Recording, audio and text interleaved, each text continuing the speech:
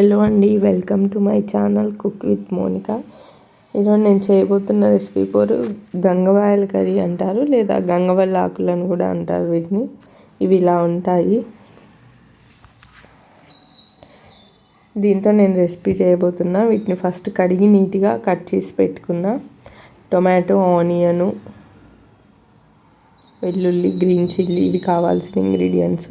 First oil వేసుకొని జీరా, మస్టర్డు, ఎండుమిర్చి, దాని తర్వాత పచ్చిమిర్చి, గార్లిక్ వేసుకొని ఫ్రై చేసుకున్న తర్వాత నెక్స్ట్ ఆనియన్స్ వేసుకోవాలి. ఇందులో నేను పసుపు, ఉప్పు వేసుకున్నాను. అవి ఫ్రై అయిన తర్వాత గంగవల్లి ఆకులను కూడా వేసుకుందాము. ఇవి మగ్గాలి. ఇవి మగ్గిన తర్వాత మనం టమాటో వేసుకుందాం. దీంట్లో వాటర్ కంటెంట్ ఎక్కువ ఉంటుంది, సో వాటర్ అది రిలీజ్ అయింది. ఇప్పుడు ఈ టమాటాలు కూడా మగ్గాయి. ఇందులో మనం కొద్దిగా రెడ్ చిల్లీ పౌడరు వేసుకొని కొద్దిసేపు ఉడకనిద్దాము. దాని తర్వాత ధనియాల పొడి వేసుకుందాము. ఇది అయిపోవడానికి వచ్చింది కర్రీ. ఇప్పుడు మనం సర్వ్ చేసుకుందాము. Thanks for watching.